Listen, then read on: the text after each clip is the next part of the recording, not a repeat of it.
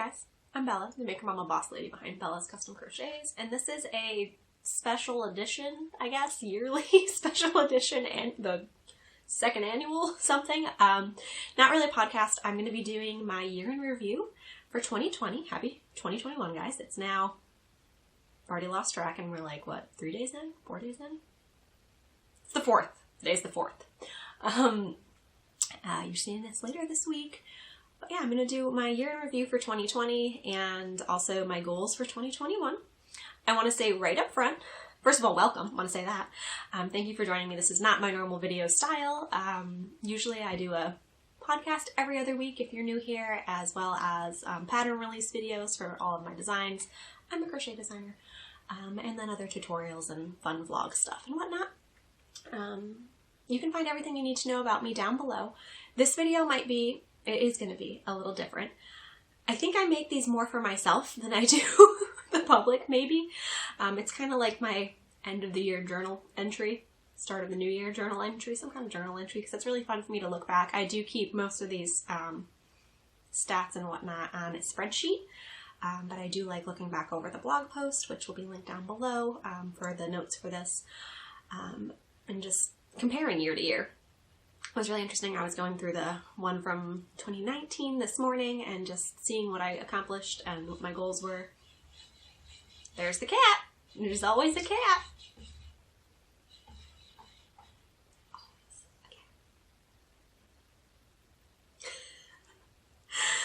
So I don't want anyone to feel like that this is a comparison or a yay look at me or woe is me or anything like that. I'm just putting out what my 2020 was like. Basically, whatever you did in 2020, God bless you, it was enough, because we all know that was just a train wreck. And going into 2021, I have some goals or intentions, I guess, but I'm trying to be gracious to myself and others for 2021. We're going to talk about goals later on, but I'm just going to kind of run down just some data, I guess, stats, numbers, as far as growth in 2020 and how much yarn I used, how many patterns I designed, how many things I made, and yeah, just other bits and pieces. I have a whole printout on my lap, so I'm going to be looking down a lot because I didn't memorize all these numbers, but hopefully somebody finds this interesting, and I would love to know, not as a comparison, but I would love to know, like, when I throw out numbers for, like, how many items I made, how many items you made this year, how many skeins of yarn you used, or what your goals are. Yeah, I like being part of the community with this type of stuff, so I would love to hear what you were up to and what you're going to be up to, and let's just all encourage each other, because it's been a rough year, and it's probably going to be another doozy, if we're being honest. But yeah, let's get into what I did in 2020. Sip of tea. Alright, so I tried to organize this in a way that would make sense to me, at least. But it's kind of a lot of random information, so I'm going to try to just roll on through it, and we'll see how it goes. But in 2020, I used 126 skeins of yarn. I keep all of my yarn labels. If you jump over to my Instagram, I was doing a giveaway to guess how many. It's already finished at this point. But yeah, I used 126 skeins. Last year, I used 214. But I was doing markets at that point. Honestly, I was really surprised that I used 126. I saved most of them in that little box up there, but when that gets out of control, I throw them in a really like classy Ziploc bag with the year written on it. I know. And chuck them in my filing cabinet. But I had forgot that I had the other bag, so I took like, 40 or something out of there, and I was like, no. I used more than that, and then I remembered that I had stashed like the first half of the year away. And I was like, okay. So I always take a picture. I used to do a month by month picture, but I really don't need that. So yeah, 126 skeins, and I'm not going to give you the breakdown of, I wrote it down for my own, but it was an interesting mix from everything from like Red Heart Super Saver to Shibui. I did a lot of collaborations, or we'll talk about that, a couple collaborations this year, and I tried to support indie dyers where I could, so there was quite a bit of indie dyed in there, but there was also quite a bit of I bought it at Joann's. And I always say that there's a time and place for every yarn and project and budget, and I want people on this channel to not have to feel like that they have to be using a certain type of yarn to fit into the yarn fiber arts crochet knit community. All the yarn is awesome, and use the yarn that makes you happy, use the yarn that makes your bank account happy, use the yarn that feels good on your body, use the yarn, all the yarn. So I used 126 yarns. At some point, maybe someday, I will calculate yardage, but no, that's a lot of math. I considered calculating yardage just for my designs, but still a lot of math. So you're getting 126 skeins and that's it. All right, so that's how many. I did not lay this out as well as I thought I did, because now I'm kind of confused. Okay, we're just going to go in the order that I did. It doesn't really matter. All right, so YouTube. Hi, YouTube. Here we are. I didn't start tracking my YouTube subscribers until June. And in June, I had 708. So in the end of December, I had, last time I checked at least, 1,705. So I gained about 1,000 subscribers since June. And I had only started the YouTube channel last October, so probably in January I maybe had like 200 or something subscribers. So I'm very pleased with the growth of this year. Super happy, and I can't wait to see where it goes from here, but yeah, that's a lot of people. 1,700 people. Almost at 17,000, that would be even more. But that's a lot of people who show up to listen to me ramble, and I appreciate every one of you. So thank you for being here. Hitting 1,000 is a big deal on YouTube, because that's when you're allowed to, or you're able to monetize a channel. So I'm not making the big bucks here yet, but it is really cool to be able to make money talking to a camera about yarn. Who would have thought that was a thing? Cat, go sit by the fireplace. Jojo!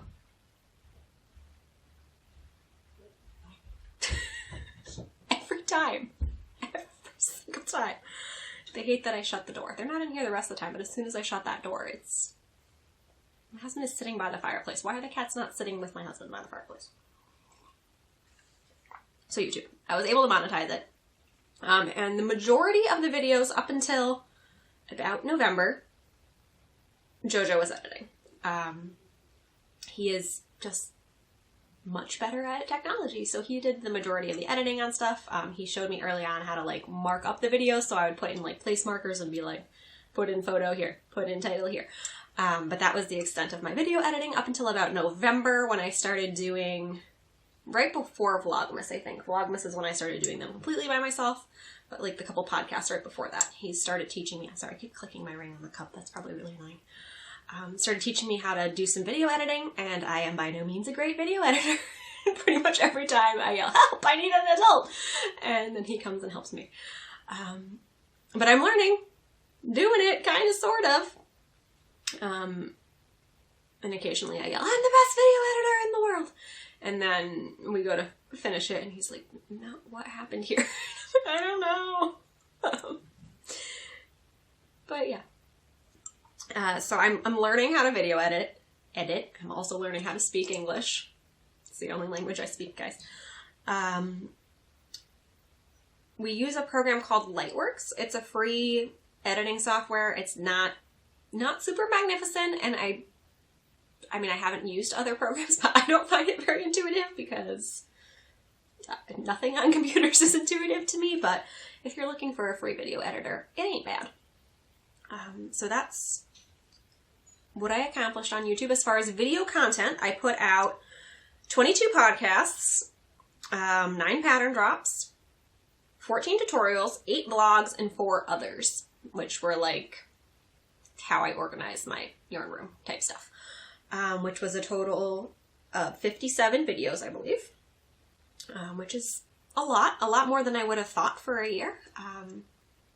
Because yeah, there's only 52 weeks in a year, and for like the worst year ever, I feel like 57 videos is pretty good. A couple of them were unlisted private ones that go in the pattern purchase, look at the pattern purchase, but I counted those anyway because I made the videos in there, out there somewhere. But yeah, 57 videos.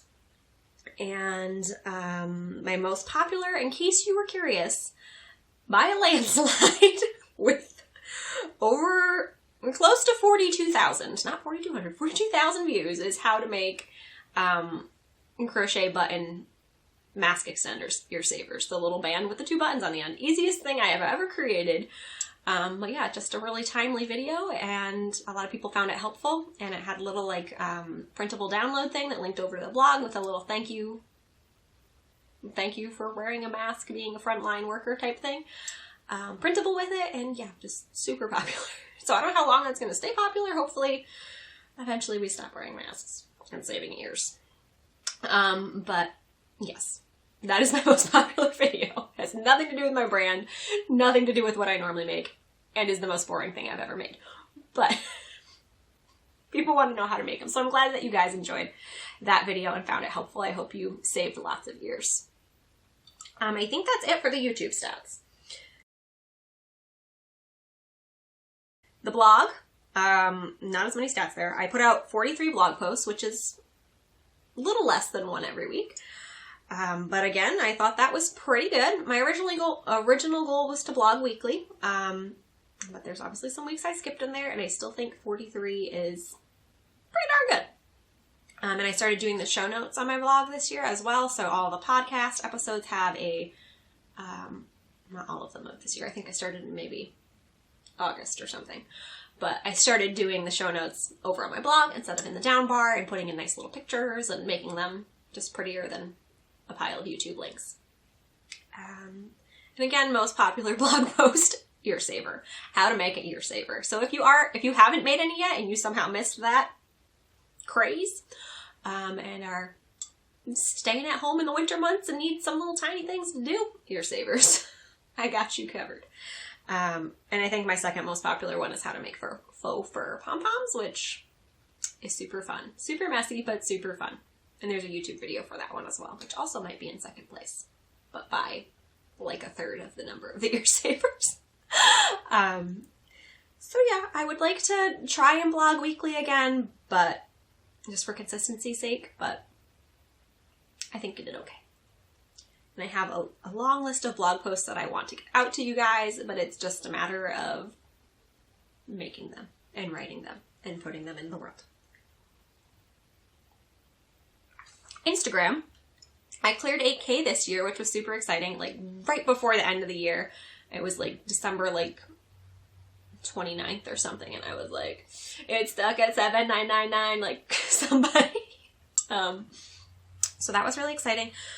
I was just below 6K in January of 2020, so that's okay growth.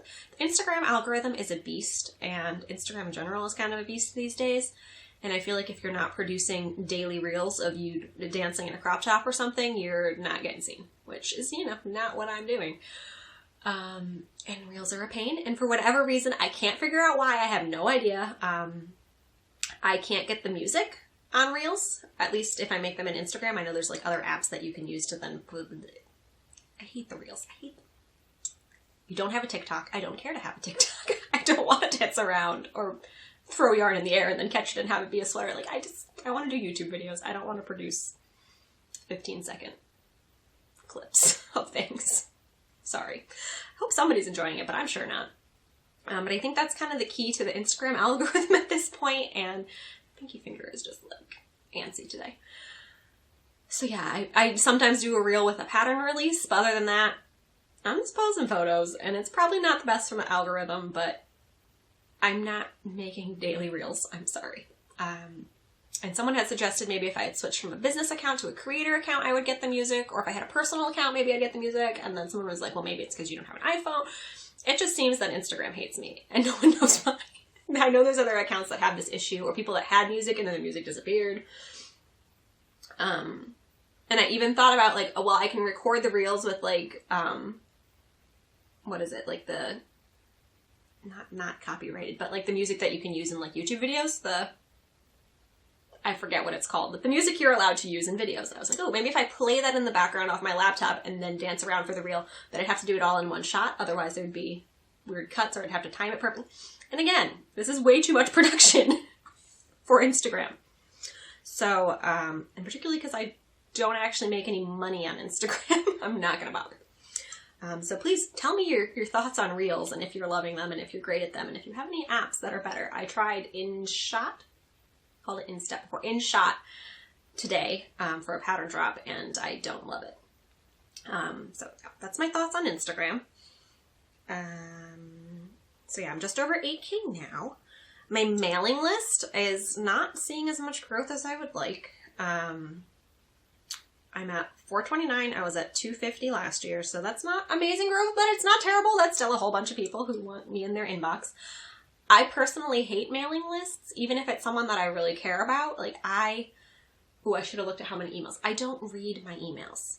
I get the notification and then I'm like, ooh, I sold a pattern, or ooh, like I read the email if it's like a question and then I open it, or like tester feedback, I open it. But when it's like all of those just PayPal notification or Joanne is having a sale or all of that, I literally have probably close to 3,000 unopened emails in my inbox because I just see the notification and I'm like, oh, okay, cool. And I know it's in the inbox if I need it.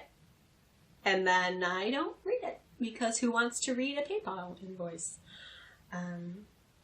So yeah, I subscribe to several people's newsletters, but I don't regularly open them. And I'm sorry, people. I'm sorry to doing that to your statistics of being one of those unopened people. But really, I only open emails if I'm looking for a coupon code, if I'm being real. If you want to read my emails, I don't send out a lot of spammy stuff. I'm not someone that's going to email you every day and be like, here's 10 tips to how to be the greatest crocheter ever, and that sort of thing. Download my ebook. Maybe that's helpful to some people. I find that obnoxious. Just me. But yeah, I only send out emails when I release a pattern or like a sale or some big news. It's usually maybe 2 times a month, if that. Probably could do better at mailing list. I need to work on that because I know that's the big one that everybody says. Like, that's the audience you need to build, because if they take Instagram away or Facebook shuts down, I don't use Facebook that much, or Pinterest crashes or whatever, like the mailing list, you have those emails. So that's something you're supposed to work on building, and I know that. So we'll see.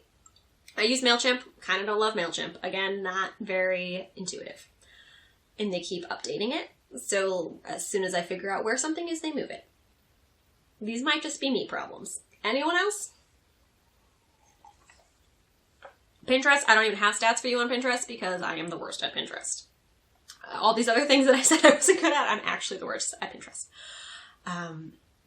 Again, I pin things when I release a pattern, and I've gotten pretty good at making good-looking graphics in Canva. Canva is another free thing I recommend. But, woof, not good at Pinterest. And there's a whole, like, science and a lot of effort that has to... If I could pay somebody to do something for me, other than JoJo, who I'm not paying to edit my videos at this time. I just love him and feed him and stuff. Yeah, Pinterest. I need a professional Pinterester because don't love Pinterest. Not very good at it. Not sure what my following even is because I converted over from like my personal account to a business account, so those original people may have been there for like workout videos and banana bread. But I made all those boards private and put a bunch of crochet stuff in there, and the analytics confuses me, and in 2021 maybe I'll try harder.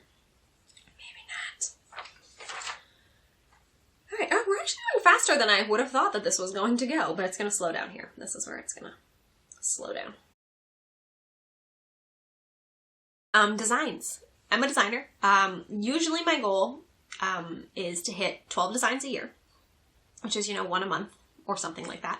But I didn't quite hit that this year. And again, I think that's totally okay because this was the worst. 2020 was the worst.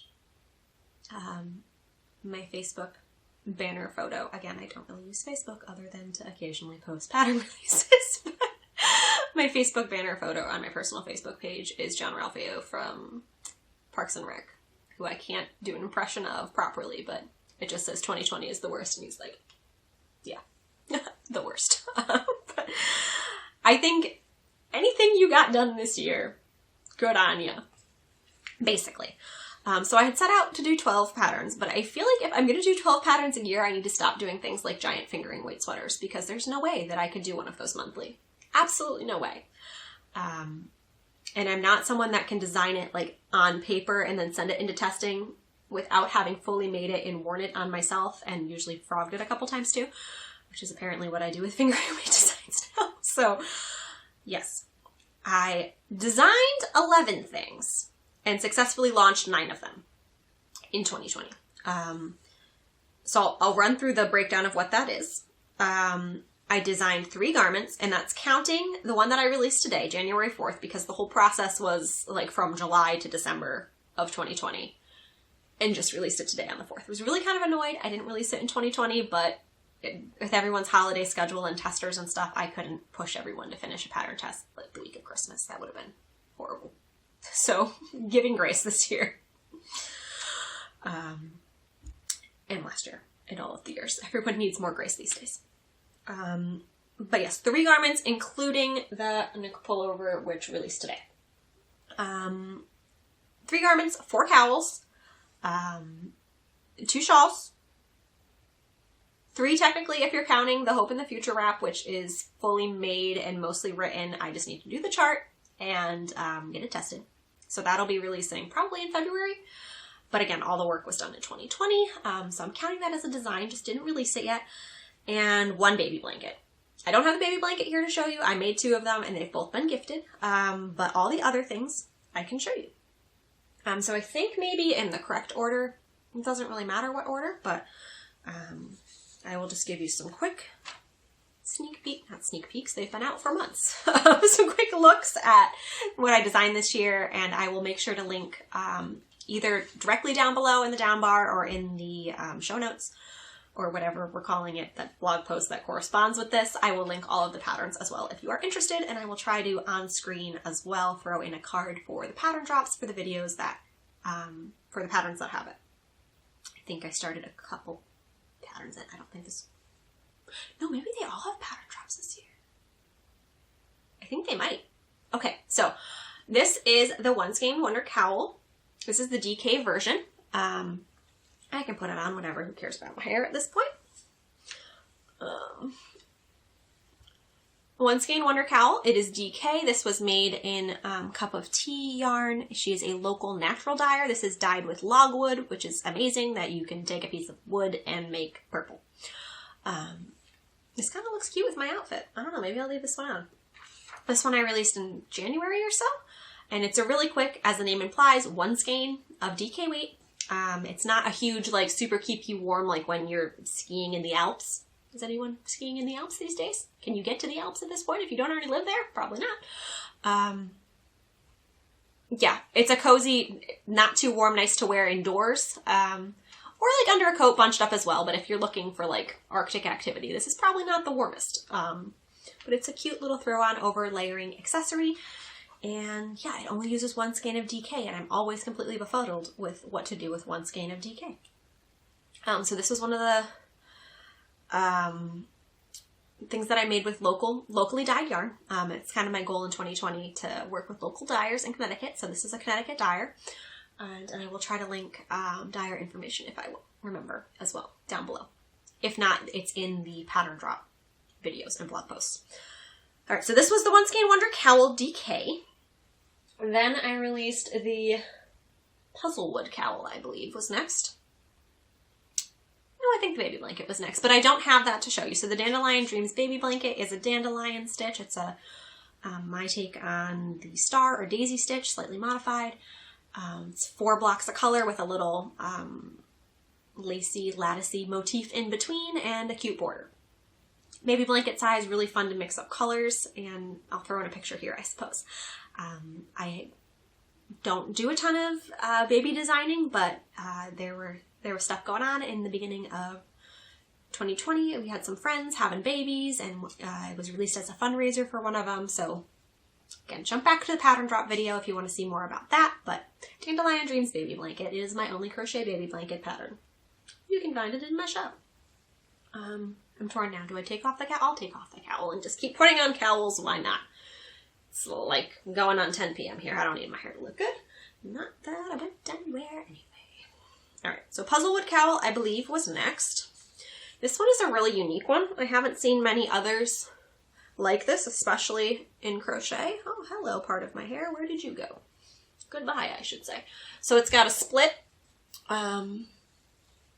thing. Split shoulder. There's fuzzies in my nose now. And you can wear it rolled like a turtleneck. It's got this really beautiful texture and this crochet ribbing. I used a thick and thin like slub yarn for this design. I forget the name, but it wasn't indie dyed and it was hard to come by. So there's some other options in the pattern, but yeah.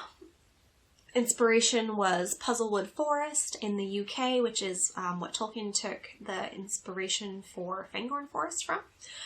So that was, I think this was in February that I released this one, maybe.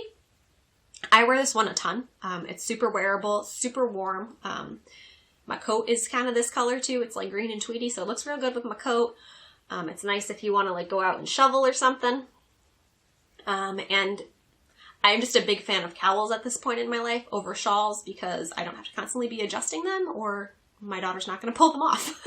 So it's nice to just be able to throw this on and again, not so warm that you can't wear it inside. Also cozy outside. Puzzlewood Cowl. Crazy hair, we got crazy hair.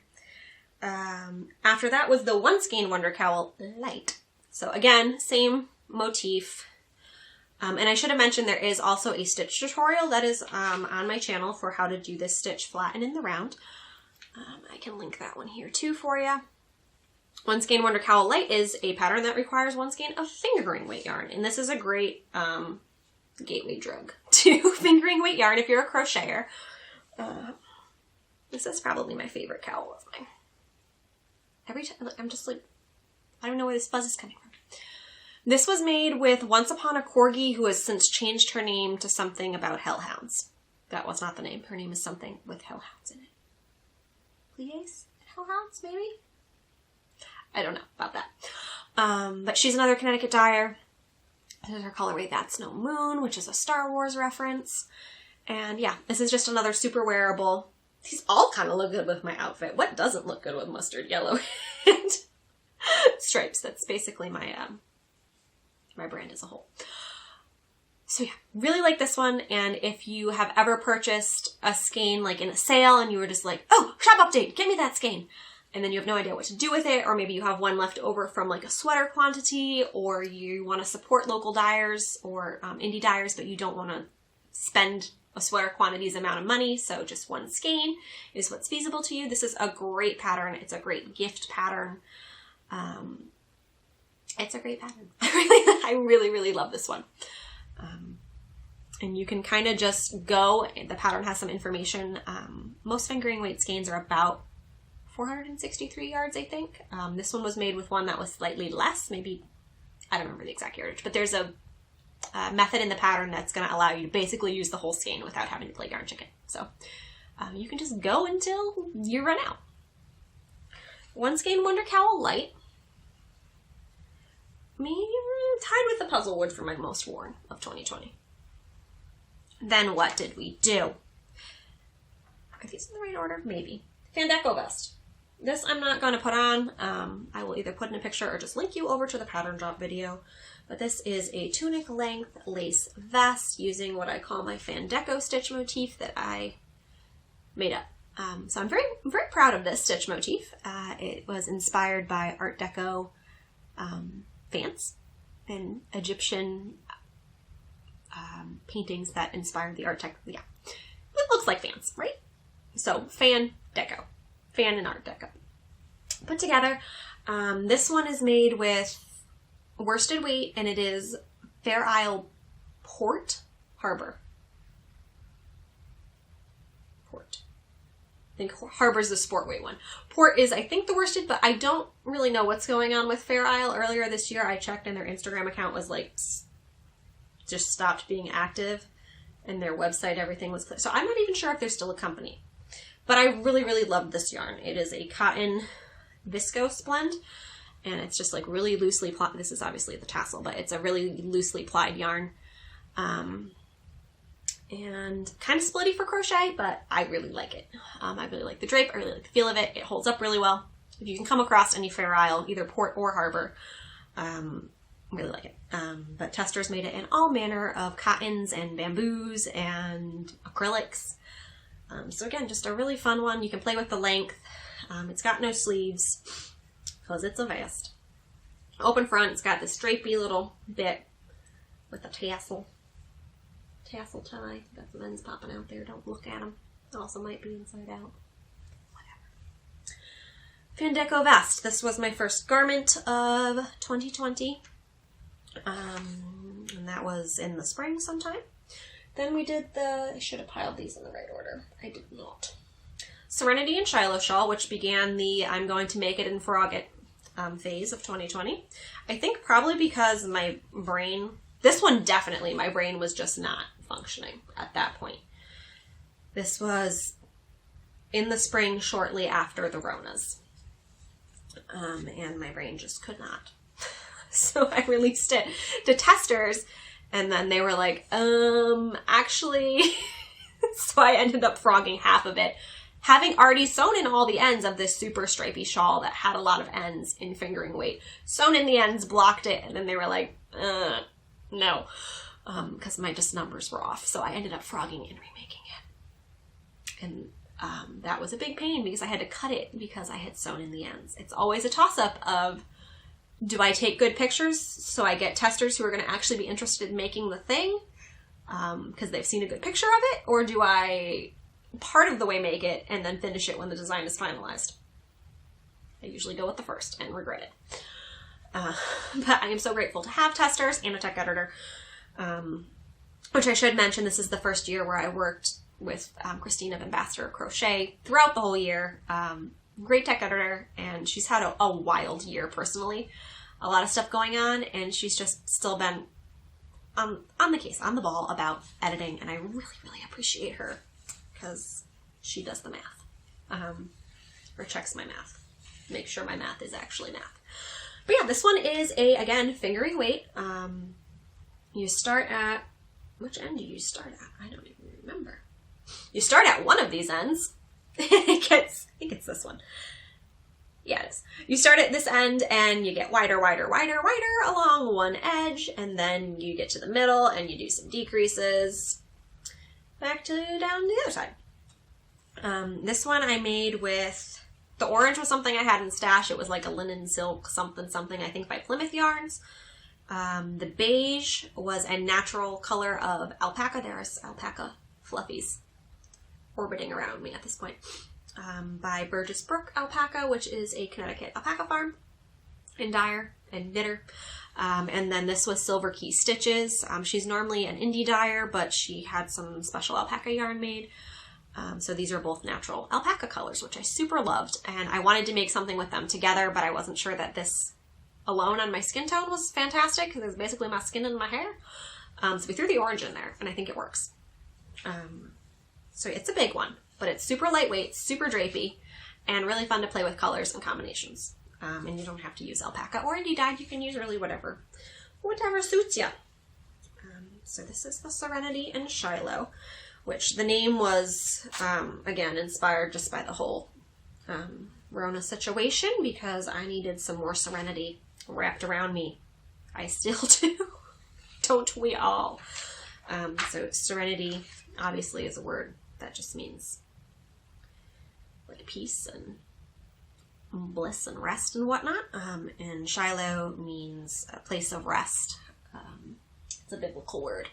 And yeah, so I needed rest and fullness of peace all around. All right, reaching for the tea that I put on the floor. Tea break. My husband and I got matching mugs for Christmas. Fun. Thanks, Mom. And then where are we at now? Serenity and Shiloh. I wrote Fandeco vest twice. I meant Fandeco tee because we used the Fandeco motif in another design. This is the Fandeco tee. This was in the summer. maybe August or so. This one took me a little bit, and it is also inside out because apparently I put away all of my garments inside out so I can accidentally wear them inside out on my podcast. Have you seen that episode? Yep. Wore sweater inside out the whole time. You inside out now? Yeah, you are.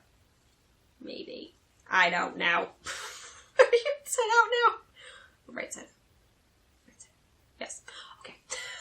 So this is the Fandeco tee. Shaking it back right side out. Again, it is tunic length because I love me some tunic length, but you can adjust the length on this one very easily. And it's got a Fandeco lace panel in the back. This is a really effective way to show off lace, you guys. And it's strategically placed that you aren't going to have to worry about your bra band showing in the back. So it's just your shoulders that peep through. And testers did this in a variety. I don't know if I've seen any non-tester ones finished yet. I might need to check the hashtag, but variety of color combinations, or either solid colored. They did contrast ribbon, just really awesome stuff.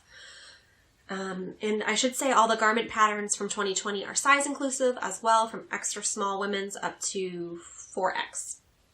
And some of them have a little wiggle room on them as well.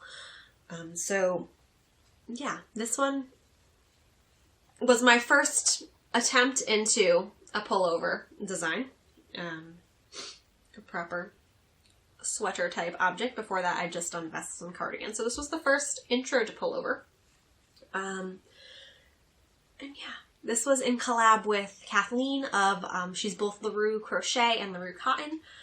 She indie dyes cotton yarn, because she's really into inclusivity, and she knows that not everyone likes wool, and that wool just isn't something that either people can wear or want to wear or whatever, be it allergies, vegan, etc. So she dyes cotton yarn, which is hard to dye. Really, really beautiful. I believe the brown was called Coffee Please, and this one was called Falfetti.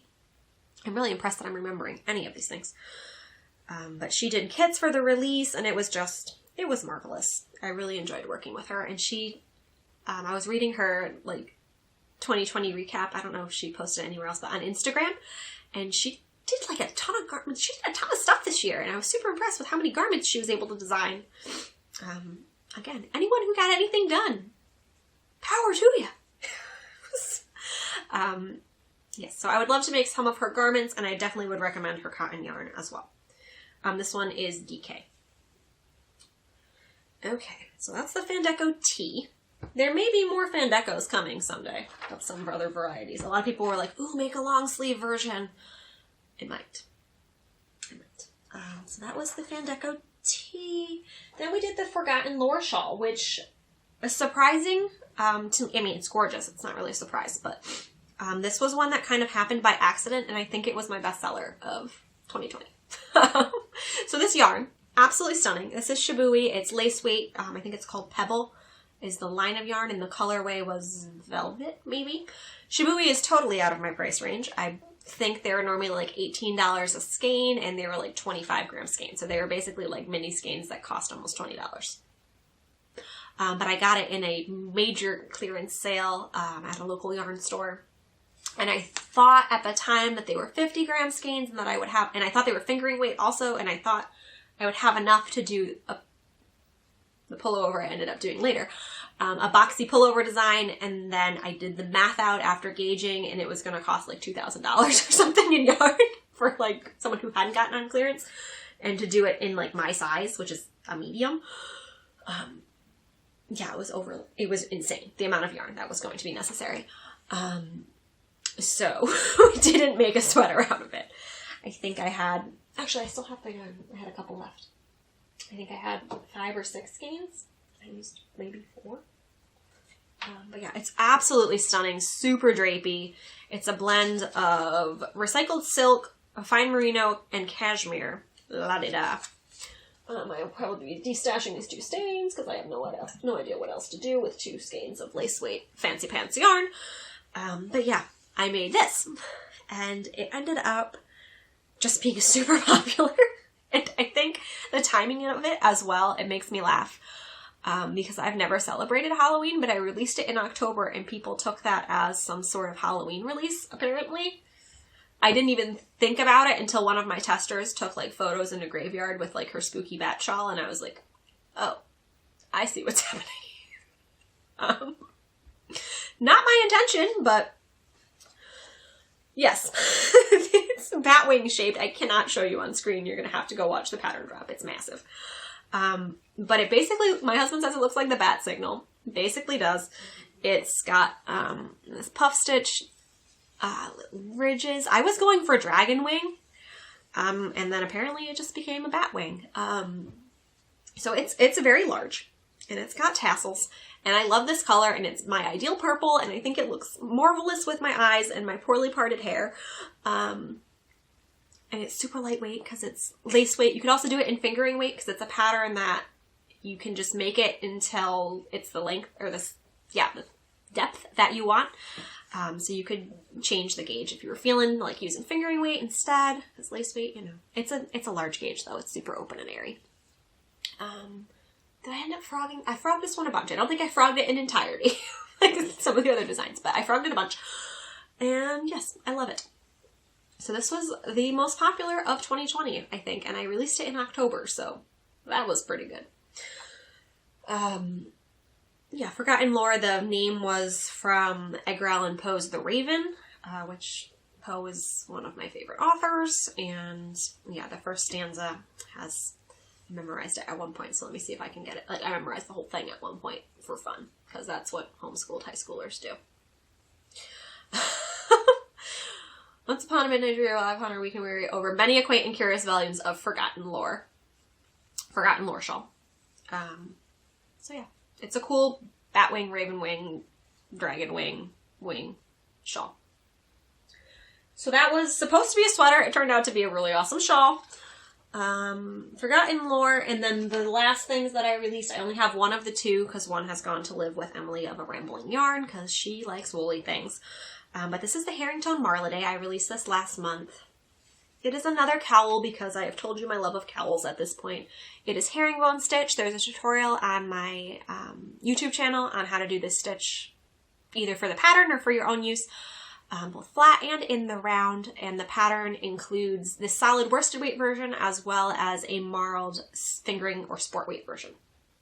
So the marled one was all rainbow order and super awesome, and I loved it, and it was originally the yarn that I bought for the design, and I bought it off Etsy, and I was so excited about it, and then it was just slightly too woolly for me, because my neck is like the neck of a baby angel. So I got too itchy. But Em was like, nope, not a problem for me, and she lives in Maine, so I was like, sure, you go take that up to Maine and walk your dog in the snow. Or wherever. But, again, this looks good with my outfit. Autumnal, mustard, stripes. Story of my life. So this was my last pattern release of 2020. The worsted weight version is free on my blog, and then the pattern purchase includes both the marled and the worsted weight version. And I should say the One Skein Wonder Cowl Light is also free on my blog if you want to go hunt that down. So yep, there was a marled one and a solid one. And that concludes the pattern designs of 2020, or at least the ones that were released. Like I said, this released today, so you can jump over to that pattern drop for all of the details on this glorious beast. Big old boxy, beautiful, absolutely love it, super wearable. It's like a cozy sweatshirt. You feel super sophisticated, but also cozy. Oversized, boxy. It's reversible. Yeah. And a pullover. V-neck. Boat neck. All the options. Super long, cozy sleeves. You can make it the length that you want. Again, size inclusive. This one was in collaboration with Treasure Goddess Yarn. And if you're watching this when this video goes live, she still has kits through January 18th, 2021. Ooh, I may have written 2020 in my blog post. I should edit that because 2020 is over. 2021. Still getting that awkward phase of how long does it take you? It takes me forever, especially now that I'm not in like school or something and don't have to write the date regularly. I don't know the date anymore because we go nowhere and time is who knows what. But yeah, 2021.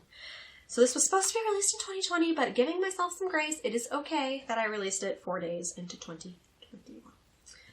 But Christine has kits, is what I was saying, through January 18th. So if you are seeing this, and also if you go jump over to the pattern drop video for this one, there is a coupon code for the pattern on Ravelry as well through January 11th, maybe, I think is the date that I set. So for all the details on this beauty, go watch that video. So that just released, and then what's coming next, as soon as I get the chart and the testers and pull my act together, this was another design collab. This one is with Megs & Co yarn, and this is the Hope and Future wrap. Look at those tassels! I haven't shown the tassels on here yet. In the podcast it was done, but I didn't tassel it. Look at those tassels. Ooh, that color's bad. Look at those tassels. It's a party. I'm going to do, obviously, a pattern drop for this. There's a whole ton of inspiration behind this design as far as color choices and stitch motifs and all of that, but it's just, this color shows pretty well on camera. And beautiful lacy chevron pattern, in rainbow order, obviously, because that's what I do, but you're welcome to use your creative abilities because you're a maker, you know what to do, and pick whatever beautiful colors you like. These are all Megs & Co yarn. I believe she will have kits when it releases.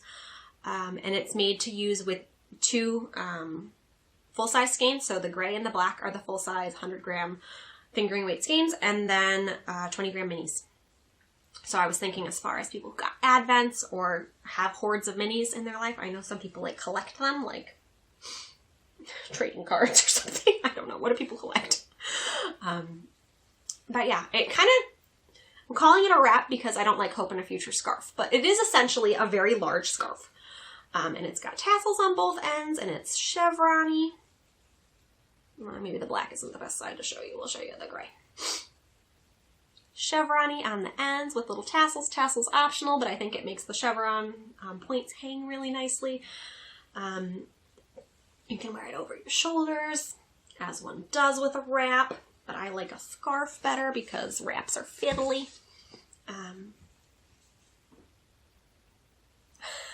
Hope and a Future wrap. It's coming soon. I'm not great at charts. Charts are really hard for me. I'm just getting okay at reading charts, making charts. At least in a free, maybe if you have like Adobe or something, there's maybe a better way to do it, but with free programs, either Stitch Fiddle or Stitch Fix, I think are the 2. They're both a major pain in the bum. They're great for making like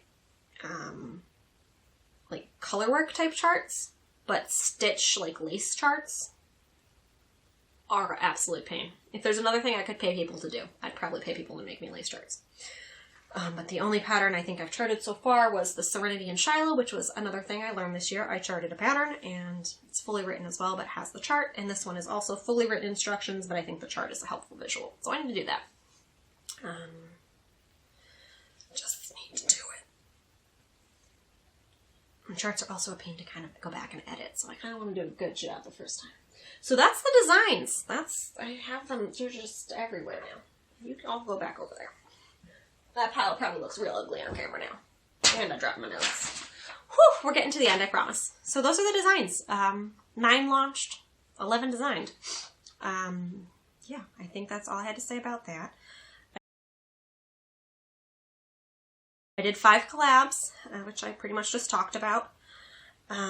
Test knits and crochets. I did 5 crochet tests and 1 knit. I did the First Bud tunic for my daughter and the lilac cardigan for my daughter, both of which are crochet by Woodland Stitchcraft. She's pretty much my favorite toddler little girl crochet designer. And Bonnie's just awesome, so check out her stuff. I also made her dream vintage bows. A bunch of those for my daughter as well. I did a beanie test for Crochet Essentials, Neo. I did the Lala beanie. Dove dress for Made by Haley Bailey. The big one with the piratey sleeves. It's awesome. But I feel weird just wearing it at home. I think I've worn it to church a couple times, but it's not like a bum around at home pattern. It feels fancy. It has bell sleeves and a peplum. But it's awesome. I took pictures with the sword. It was magnificent. Because I own a sword. Don't you own a sword? Confetti pullover. DK for Nomad Stitches. I made that one for my daughter, so it was a small size. That was really fun to I think that was the first time I had done any fading, maybe. So that was fun to fade some DK yarn, and I had dyed some of it myself, so that was really fun. And then the Beachcomb Tee for Tiffany Linhan Knits was my one knit test of the year, which was a herringbone-ish tee. And that was a challenge for me. But it was awesome. And I discovered a new Connecticut dyer through it, Sassy Black Yarn, who I haven't collaborated with yet, but 2021, it is probably happening. I used her yarn a bunch this year, and yeah, she's great. Ooh, my phone battery is yelling at me. All right, let's see if we can wrap this up. Ooh, I still have to do the 2021 goals. All right, let me wrap this up, and then I'll plug it in, and we'll regroup. All right, so I did tests. I only did 2 events. Last year I did 10 because, you know, people still did events, but 2020 was kind of the year of transitioning into pattern design and this online, I don't want to call myself an influencer, but whatever you call this YouTube blogging maker thing. My goal is to do that instead of finished items at this point because my wrists hate me for finished items. And you can't really do events anymore, and I don't really want to sell finished items online. So that's what I'm doing with my life now. What else? Garments. Overall, knit and crochet, I made 7 for myself and 13 for my daughter. I don't remember the breakdown of what was knit and what was crochet, but that's pretty good. In total finished objects, last year I did 337 because, again, I was making for markets and I was busting my wrists off.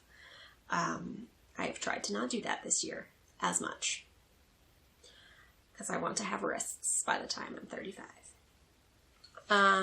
And this year I don't keep track of projects in Ravelry, so this is not an exact number, but as many as I could tally mark down going through my Instagram and like my closet, and like my photo reel, or my camera roll photo reel.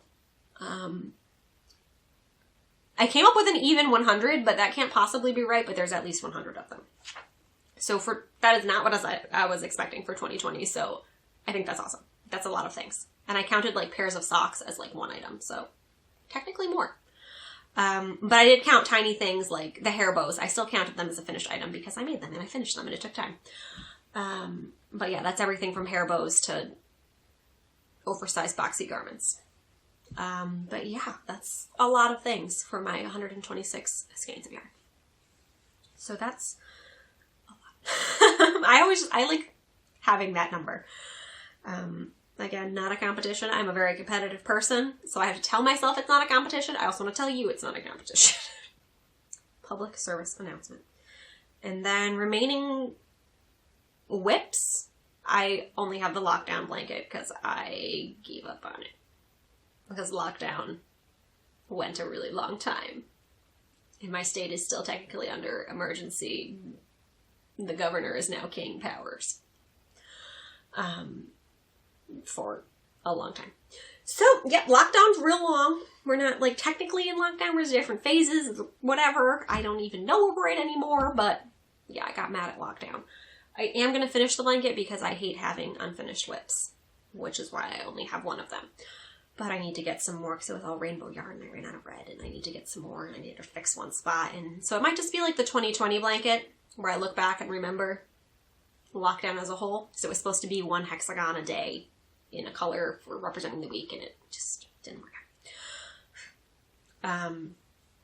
But yeah, that's my only remaining whip.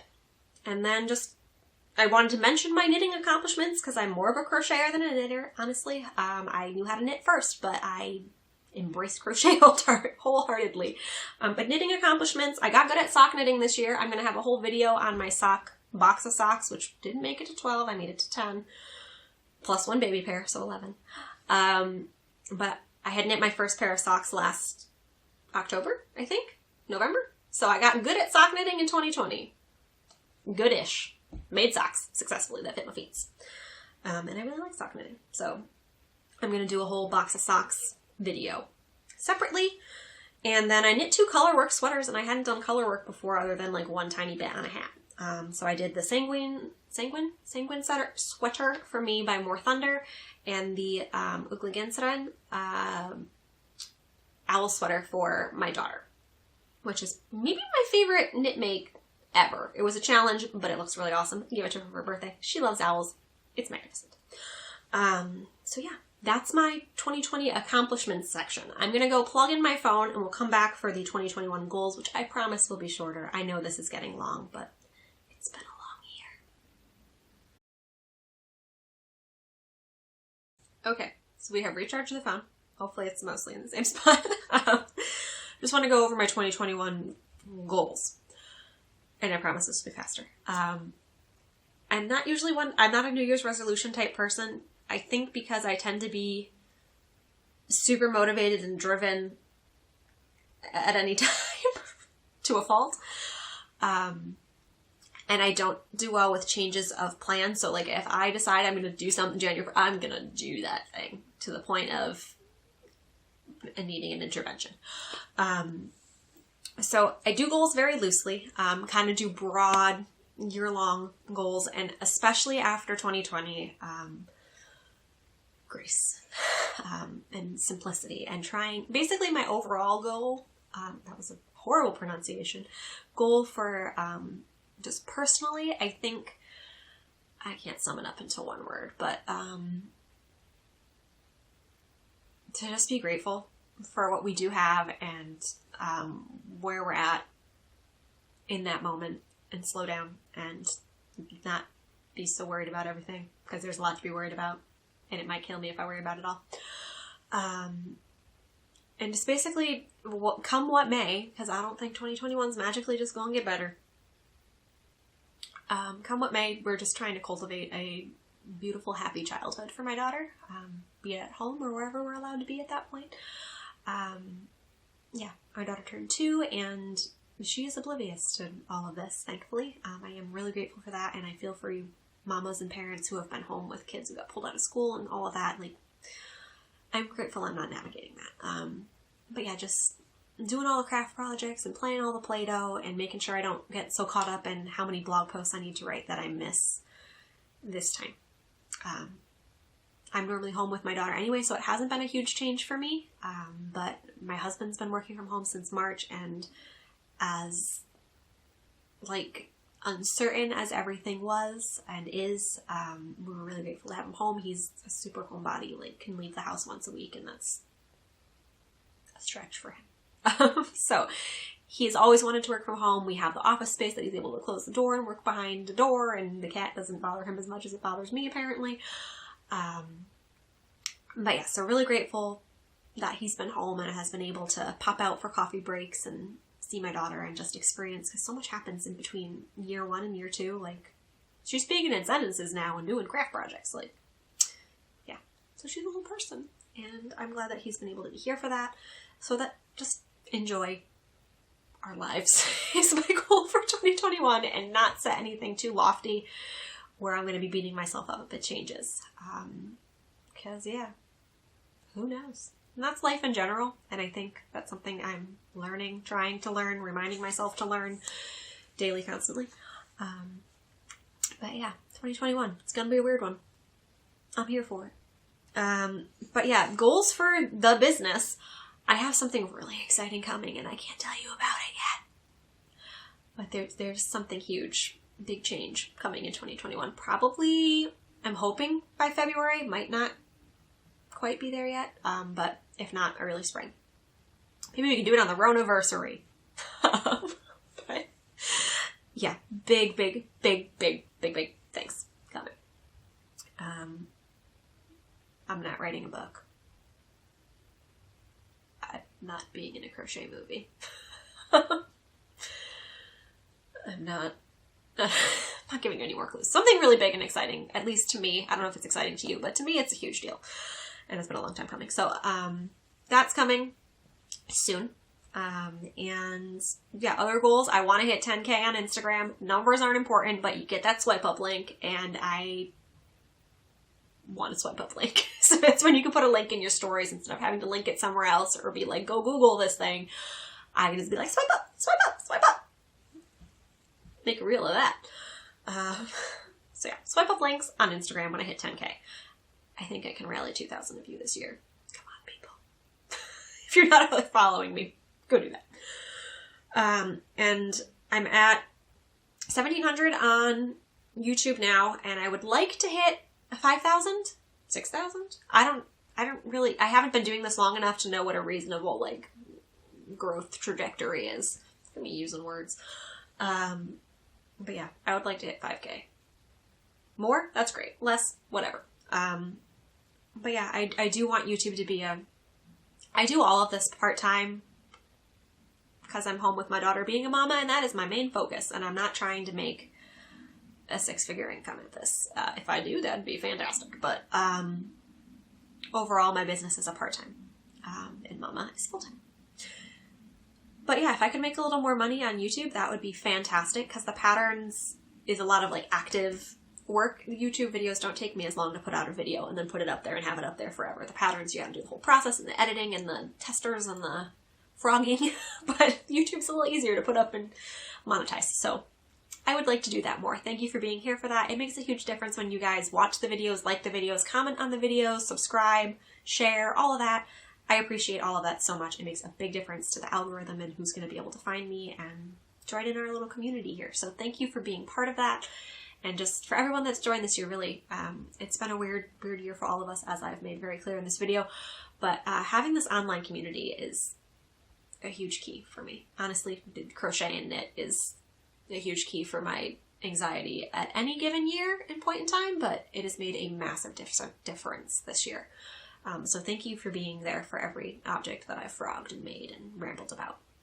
Really, I appreciate it so much. Other goals, I want to be able to monetize my blog as well. That's another thing that you can, make money doing. It's a thing that people do.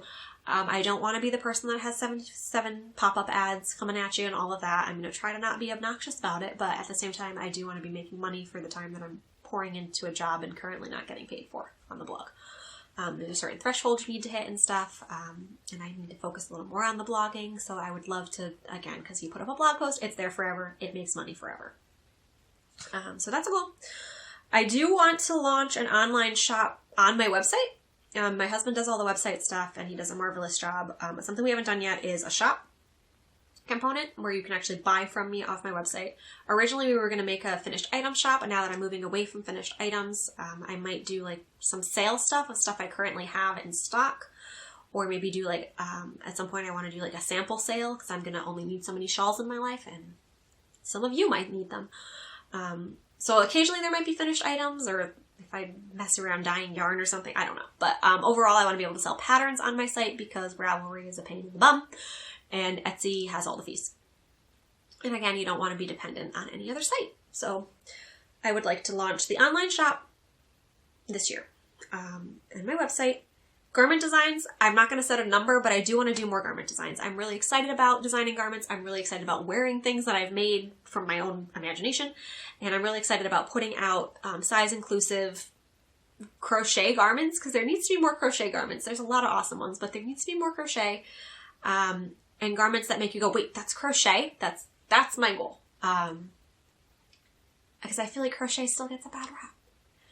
And it doesn't need to. And you can make beautiful, well-fitted, drapey, gorgeous, wearable things that don't all have to be made out of granny squares. Granny squares are awesome. Don't get me wrong. But that doesn't have to be the only thing that you can make with crochet. And I'm trying to represent it well. So more garments. I have yarn for that was an abrupt head snap, a cardigan design, I think. And then I don't have anything exactly planned. Last year, at the beginning of the year, I drew out a bunch of designs. Some of them I made, most of them I made, not all of them. But like a year-long goal of when I was going to make and release designs, what I was going to do. I'm not doing that this year because it just ends up stressing me out. Honestly, I want to kind of have a plan, but just know that this year is probably going to be wild too. And if I have to change deadlines or change whatever, like I set those myself and it's okay. So I'm giving myself grace. Giving more people grace. We're just tossing grace everywhere, guys. But I do want to do at least one more garment. Maybe 2. Maybe 3. I don't know. I should probably stop using just fingering weight yarn if I want to crank out patterns for garments. But, and I should mention, I didn't throw this in anywhere, but I did take a course from Interweave. Not an affiliate or anything, but it was very helpful to me. A course from Interweave called Crochet Garment Design or something by Shannon Mullet Bosby.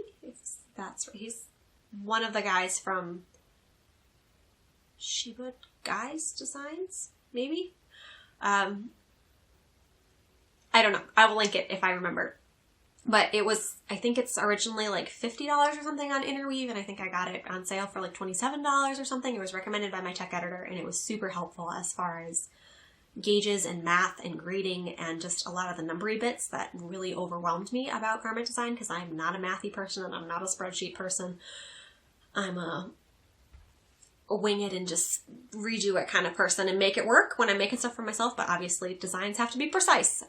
And yeah, so that was really helpful as far as grading and numbers and being able to swatch and then map out a whole sweater before actually making it. I still frogged the sweater a bunch of times, but yeah, it was very helpful. So if you're looking for garment design help, that was helpful. I would like to host one make-along at least. I have a make-along in mind that I've been gathering some info for. I need to contact some dyers, and maybe summer make-along.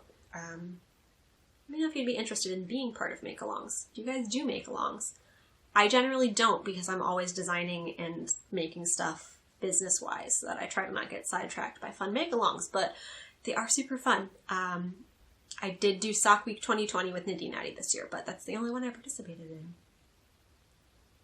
Yeah, but make-alongs. I would like to do some for crochet, because we need some. And then last thing, improve Pinterest. I already said that. I'm bad at Pinterest. And I guess improve my mailing list skills as well. Overall, I just want to keep growing. And as long as I'm growing at this business thing, I think that's okay. This isn't something that I'm, again, trying to do full time at the moment. And trying to do it in the pandemic with a toddler is an adventure. So thank you for being here for that adventure. Thank you for making it into, I don't know, this is over an hour now. This video, if you made it to the end, God bless you. I really appreciate you guys. Thank you for sticking around for a wild year with me and for everything that we're going to do in 2021.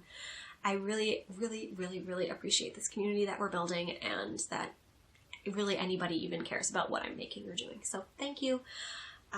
You guys are awesome. And yeah, I guess I will see you around in 2021, and then we'll do this whole recap thing again at the end of the year. So, thanks guys. If you're not already subscribed, I'd appreciate that. And yeah, I'll talk to you soon in probably the next podcast episode. All right, bye.